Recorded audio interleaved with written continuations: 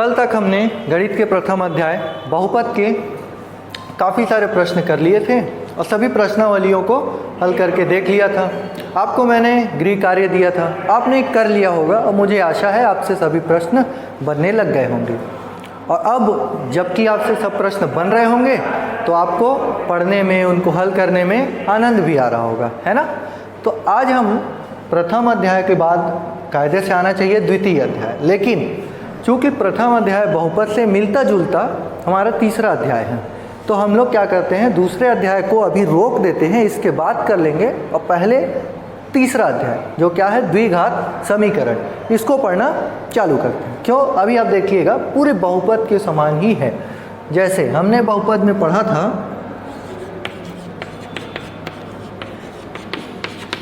ये क्या है, एक द्विघाती बहुपद का मानक रूप है ना। अगर इसको हम लोग बराबर का चिन्ह लगा दें और 0 या कोई भी संख्या 8, 6, 5 कुछ भी दे दें तो ये क्या बन जाएगा, एक समीकरण। समीकरण किसको कहते हैं, जिसमें एक बराबर का चिन्ह हो और इधर लेफ्ट हैंड साइड में कुछ हो LHS में और RHS में कुछ हो, उसको हम लोग समीकरण कहते हैं। तो इसमें आप देखिए अधिकतम घात कितना है, 2, तो इसी को हम लोग क्या बोल दिए, द्विघात समीकरण। पुराना है, बहुपद जैसा ही है, बस क्या हुआ, द्विघाती बहुपद से बदल के इक्वल टू का साइन दिए और कुछ नंबर दे दिए तो ये समीकरण बन गया। मिलता जुलता है पूरा, इसलिए इसको बोल दिए द्विघातीय समीकरण। अब इसमें हम लोग जितने प्रश्न बनाएंगे लगभग आधा पूरा बहुपद के हिसाब से बनेगा। देखिए अगर ये लिख देते हैं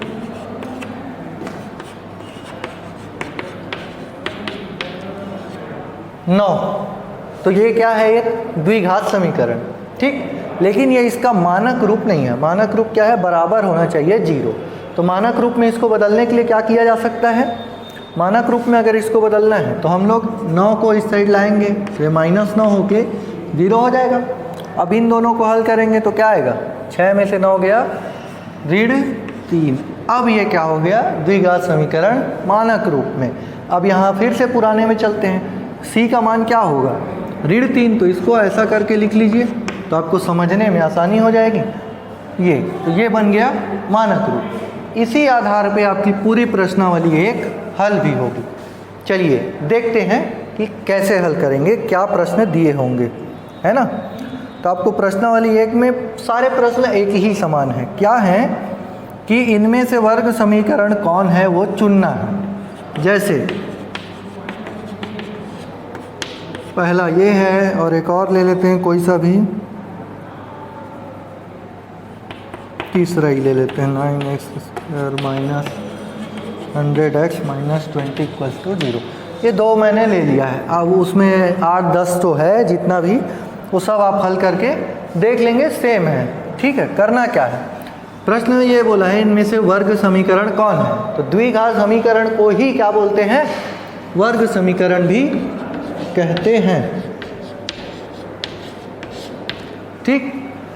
तो जिसमें अधिकतम घात 2 है और ये होना चाहिए इस रूप में, अगर है मानक रूप में अगर है वो समीकरण तो उसको क्या बोलेंगे, द्विघात समीकरण या फिर वर्ग समीकरण, और नहीं है तो वो वर्ग समीकरण नहीं है। बस इतना सा काम है। तो देखिए ये है क्या, x का वर्ग, a की वैल्यू 1, a का मान 1 है, b का मान 3, x की जगह x, धन ऋण 2 ऐसा लिख सकते हैं, तो c की जगह c, ये हो गया मानक रूप में। तो ये एक वर्ग समीकरण है। इसमें आ जाओ, a का मान 9 है ना, b पे चले गए तो यहाँ धन होना चाहिए तो इसको ऐसा लिख सकते हैं, ठीक। यहाँ भी ऋण है तो इसको ऐसा लिख सकते हैं। अब ये मानक रूप में हो गया क्या, a का वैल्यू 9 है, x², b का वैल्यू कुछ ऋण 100 है, b x हो गया, c का मान ऋण 20 है तो ये c हो गया, है ना। तो मिल गया उस रूप में, मतलब ये भी एक वर्ग समीकरण है। इस तरीके से हमको क्या करना है, हल करके सबको चेक करना है कि ये वर्ग समीकरण है भी या नहीं है, ठीक। बस इतना सा था प्रश्नावली 1। अब चलते हैं प्रश्नावली 2 की तरफ। मैंने आपको बहुपद में ये भी बताया था कि शून्यांक क्या होता है, शून्यक, मूल, ये सब समझे थे ना हम लोग। बस सेम वैसा ही काम हमको करना है किसमें, प्रश्नावली, आपके द्विघात समीकरण के प्रश्नावली 2 में। जैसे देखिए प्रश्नावली 2 का पहला प्रश्न क्या है,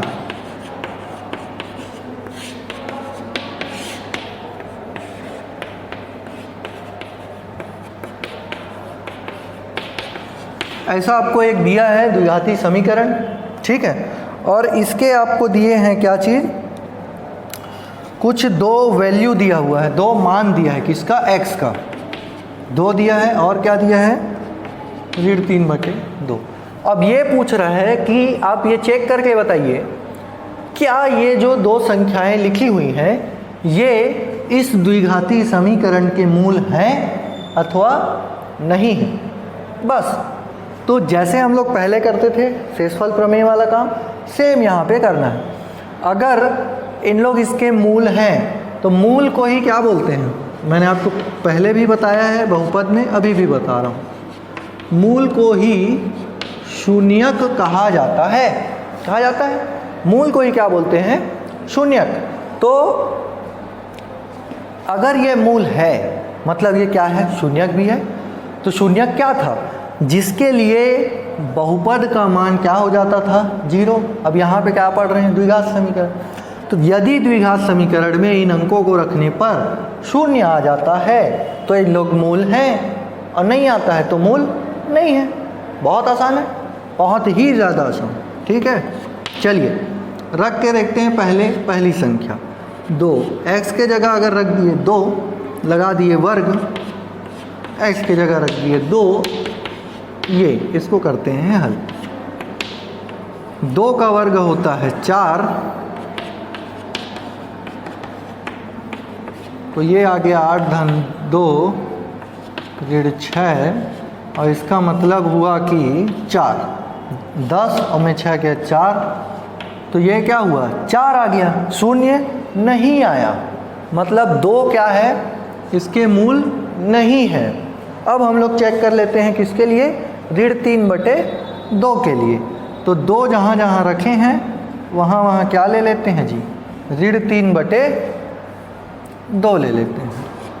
तो √3/2, √3/2, √3/2 का वर्ग कितना हो जाएगा, ऋण 3 का वर्ग हो गया 9, ऋण का वर्ग धन, 3 का वर्ग 9 और 2 का वर्ग 4। फिर ये धन और ऋण का गुणा होके क्या गया, ऋण, और 3/2 का 3/2 और ऋण 6 बराबर क्या है अपना 0। अब आगे चलते हैं, है ना, आगे चलते हैं मतलब आगे हल करते हैं। क्या आएगा, ये 2 से कट गया, क्या बचेगी, 9/2 ऋण 3/2 ऋण 6 बराबर 0। अब इनको अगर आगे हल किया जाए तो 2 को ले लिए लघुत्तम, क्या बच जाएगा ऊपर,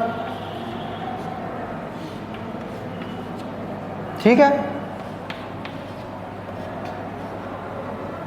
अब और आगे हल करते हैं, 9 ऋण 3 ऋण 12 कितना आ जाएगा,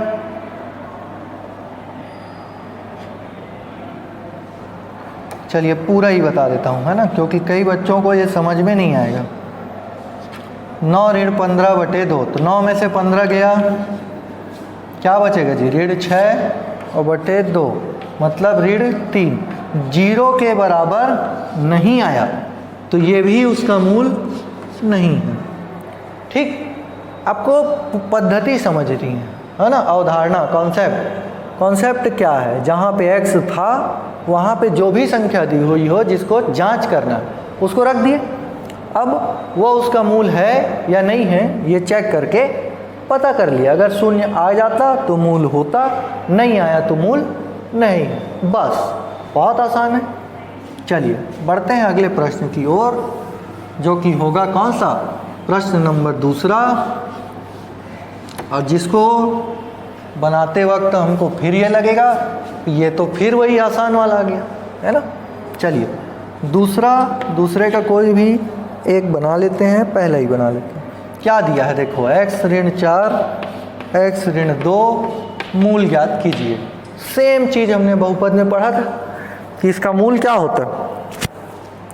बारी बारी पहले इसको हम लोग क्या करते हैं, बारी बारी एक चीज़ को पहले ज़ीरो उधर भेजेंगे तो क्या होगा, ज़ीरो, दूसरी चीज़ बचती थी, फिर इसको भेज के जीरो लगाते थे तो ये चीज़ बचती थी और दो मान एक्स के निकलते थे। ये आप अगर पुराना क्लास आपने नहीं किया है बहुपद वाला तो उसके वीडियो में जाइए, उसको देखिए, ठीक है। तो यहाँ से x का मान क्या आ जाएगा जी, 2 ठो, एक 4 और एक 2 आ गया। पूरा बहुपद में जो जो पढ़े हैं पूरा वही चीज़ रिपीट हो रहा है ना, उसी चीज़ की पुनरावृत्ति हो रही है। ठीक इसी प्रकार प्रश्नावली 2 के प्रश्न 2 के अंदर जितने प्रश्न होंगे सब ऐसे ही आपको क्या करने हैं, हल करने। ठीक सेम तीसरा प्रश्न जो अब हम देखने जा रहे हैं, सेम ये भी हमने बहुपद में पढ़ा है, ठीक है। बस उस समय बहुपद था तो हम उसको ज़ीरो करके हल नहीं करते थे, है ना। इस समय द्विघात समीकरण है, बराबर 0 दे दिया है तो उसको हम हल कर रहे हैं। लेकिन समझाया मैंने आपको उस पार्ट में भी था, ठीक। तीसरा प्रश्न भी सेम ही है, क्या हो कि इसका मूल है, ऐसा करके दिया है। प्रश्न पढ़िएगा, जिस प्रकार से हमने प्रश्न नंबर 1 हल किया है वैसा ही 3 हल होगा, ठीक है। चौथा देख लेते हैं, थोड़ा अलग चीज़ है।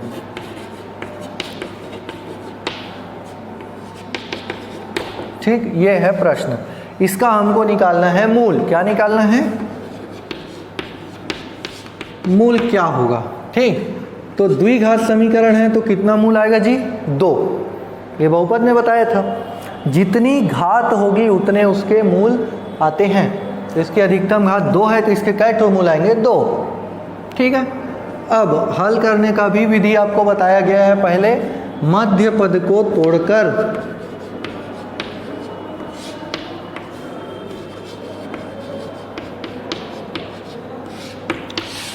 मध्य पद विभाजन विधि हमने बहुपद में की हुई है ना।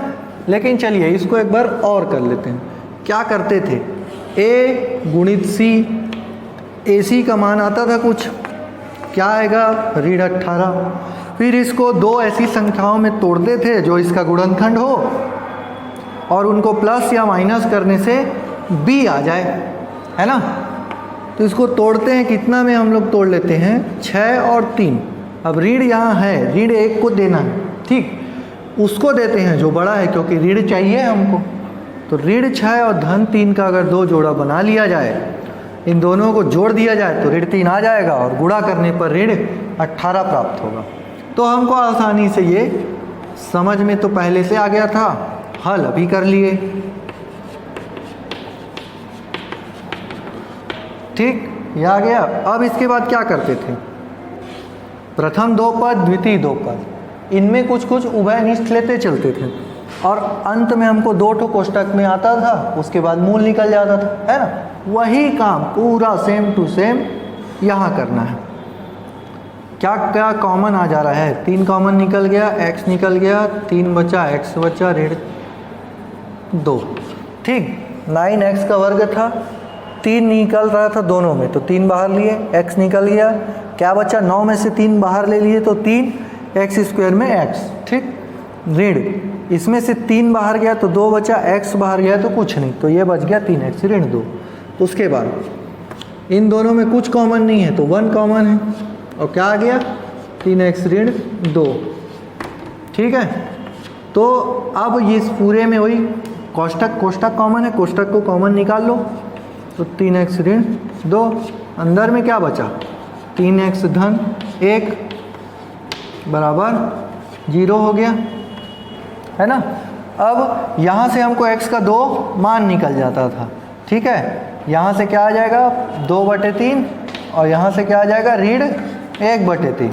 तो x के 2 मूल क्या क्या निकल गए, पहला मूल निकला 2/3 और दूसरा मूल क्या निकला जी, ऋण 1/3।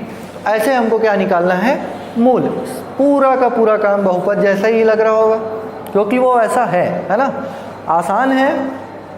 2 बार से हम लोग इसको पढ़ रहे हैं, पार्ट 1 में भी ऐसा ही चीज़ पढ़े हैं, पार्ट 2 में भी चीज़।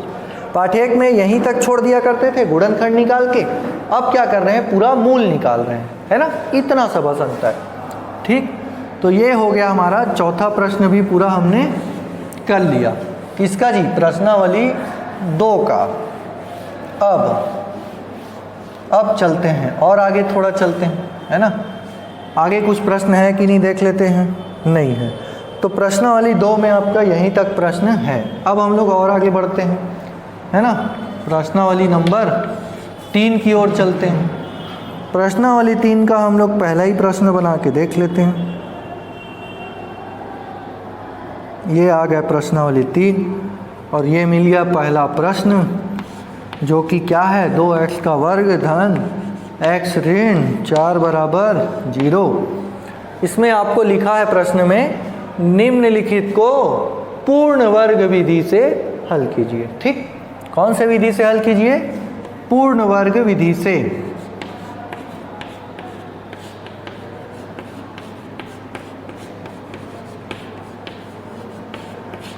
पूर्ण वर्ग विधि से हल करना है। लेकिन ये तो आपको प्रश्न में लिख दिया। यहाँ से हमारा द्विघात समीकरण का थोड़ा सा अलग रास्ता, या क्या कहना चाहिए, अलग तरीका, अलग तरह के प्रश्न हमको मिलने चालू होंगे, है ना।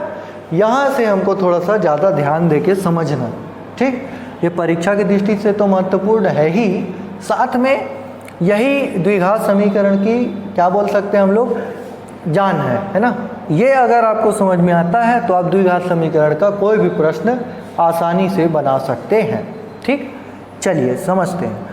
अगर ये तो लिख दिया, मान लीजिए कोई प्रश्न होता जिसमें नहीं बताता कि ये पूर्ण वर्ग विधि से बनेगा, है ना, तब क्या करते? तो हम लोग अभी ये मान के चलते हैं कि ये विधि हमको नहीं मालूम है कि कौन सी विधि से बनाना है। ठीक, देखते हैं। पहले हमारे पास विधि क्या है, मध्य पद को तोड़ने वाली विधि। तो क्या आएगा, AC का मान ऋण 8 आएगा 2 और 4 का गुणा करके। अब इसको आप तोड़िए, क्या तोड़ सकते हैं आप, 6 और 2 ले सकते हैं।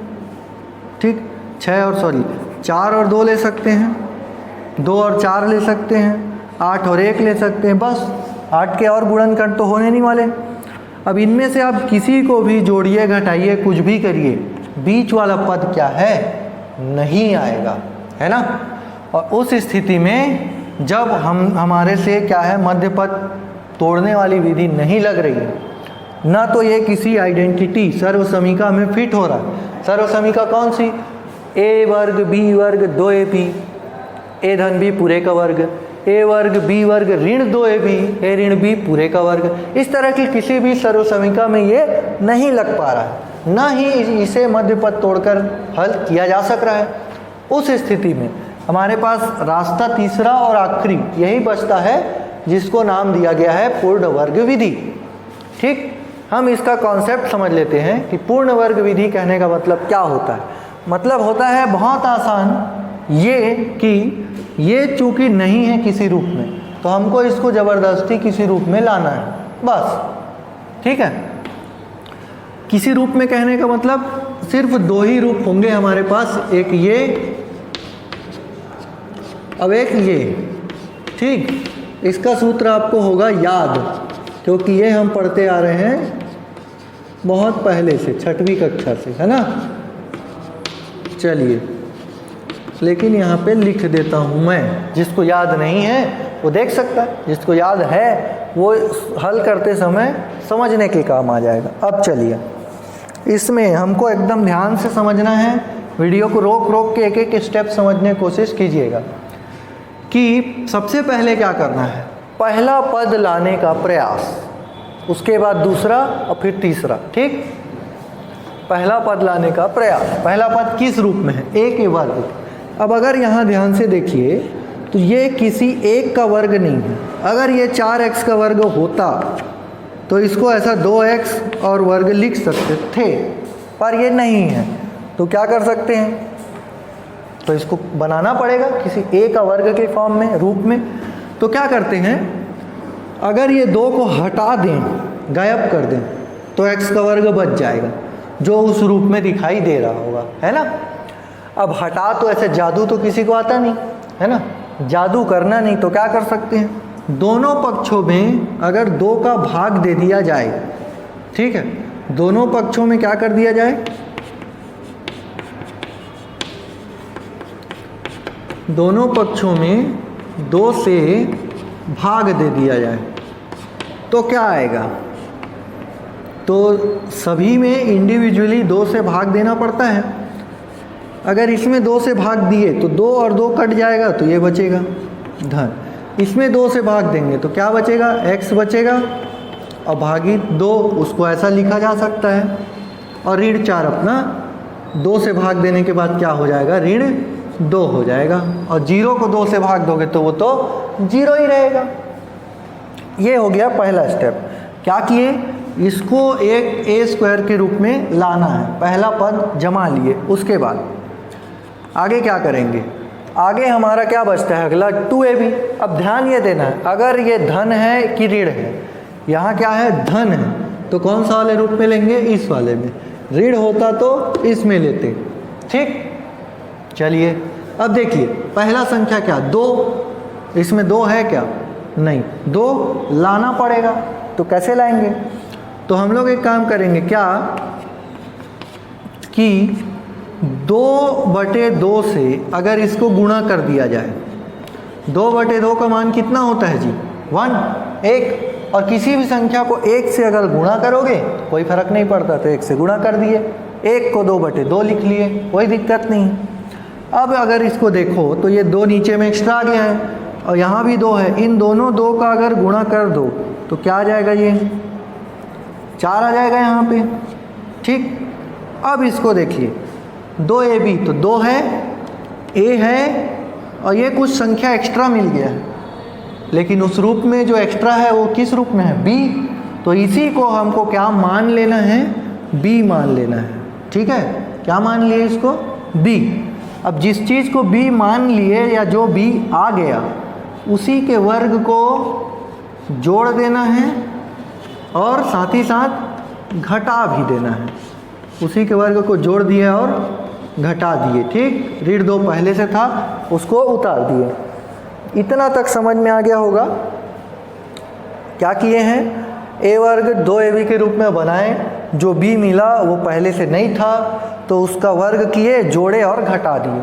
जोड़े और घटाए तो कोई फर्क नहीं पड़ता है ना, आपके पास 10 रुपये है, मैं 5 दिया, 5 वापस ले लिया, तो 10 ही बचेगा ना, बस इतना दिए इतना ले लिए, तो कोई फर्क नहीं पड़ा। अब ये जो चीज़ दिख रहा है आपको इतना, ये किस रूप में दिख रहा है, a वर्ग 2ab b वर्ग, ये क्या हो जाएगा, a धन b पूरे का वर्ग। क्या हो जाएगा ये, a धन b और पूरे का वर्ग। तो इसको क्या लिख देते हैं, सीधा लिख देता हूँ मैं, a और धन b और पूरे का वर्ग, ठीक है जी। इन दोनों को अगर राइट हैंड साइड में भेज दिया जाए, या कहना चाहिए समीकरण से बाईं से दाईं ओर पक्षांतरित कर दिया जाए, तो ये दोनों ऋण में हैं, तो उस तरफ जाके क्या हो जाएंगे जी, धन में हो जाएंगे, उस तरफ जाके धन हो जाएंगे। अब हम लोग पहले इसको हल कर लेते हैं, कितना आता है, ठीक। 1/4 का वर्ग मतलब 1/16, ठीक है, 1/16। ये इधर हल करके मैं आपको बता रहा हूँ, 1/16 धन 2 मतलब कितना, अब इसका एलसीएम लिए 16 आ गया, इधर जाके 32, इधर 1, ये बचा 33 और बटे 16, ठीक है जी, इतना बचेगा, ठीक, गुड, बच गया। अब चलते हैं आगे, इसको यहाँ पे सीधा सीधा लिख देता हूँ मैं, क्योंकि हल तो हम करके समझ लिए हैं, है ना। अभी वीडियो फ्रेम में पूरा आता नहीं, इसलिए हमको छोटे में बनाने के लिए ऐसा समझना पड़ेगा। जहाँ भी आपको लगे कि ये फिर से समझना था, वहाँ वीडियो को आपके पास सुविधा है, पीछे करके देख सकते हैं, रोक के देख सकते हैं। अब इधर वर्ग है, दोनों पक्षों का वर्गमूल कर दें अगर, ऐसा वर्गमूल कर दें अगर, तो क्या होगा, इस साइड वर्ग खत्म हो जाएगा और इस साइड ये रह जाएगा। अभी तक हमने ये पढ़ा होगा कि √4 अगर किया जाए तो इसका मान 2 होता है ना। ये आप लोग को इसलिए पढ़ाया गया क्योंकि पहले आपको डायरेक्ट अगर बता देते कि प्लस माइनस होता है तो आप समझ नहीं पाते। अब आपको ध्यान रखना है कि रूट के बाहर कुछ भी निकलेगा तो वो प्लस भी होगा और माइनस भी होगा एक साथ, ठीक है। तो इस रूट से क्या बाहर निकलेगा, तो √33 के जगह में √33 ही रह जाएगा और 16 का वर्गमूल 4, अब ये निकलेगा धन और ऋण में, ठीक है। तो यहाँ से x का 2 मान निकलेगा।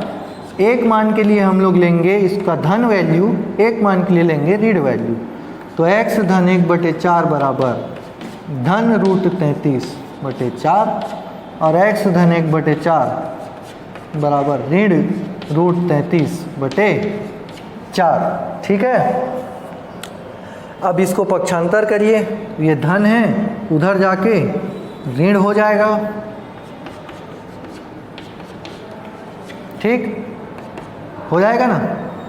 अब दोनों का लघुत्तम लेंगे, 4 आएगा, यहाँ भी 4 आएगा, सेम है। तो ऊपर क्या बचेगा जी? अब ये जोड़ना तो आपको आता होगा। बचा यही दोनों क्या है अपना x का मान, या क्या बोल सकते हैं इस वर्ग समीकरण के क्या है जी? मूल। ठीक, किस विधि से निकले?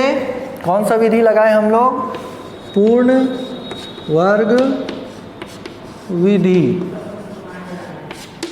ठीक, बस ये हुआ हमारा पहला वीडियो, पहला क्वेश्चन इस प्रश्नावली का समाप्त। अब इस हिसाब से आप बाकी प्रश्न करके देखिए और बाकी हम लोग अगले वीडियो में करेंगे।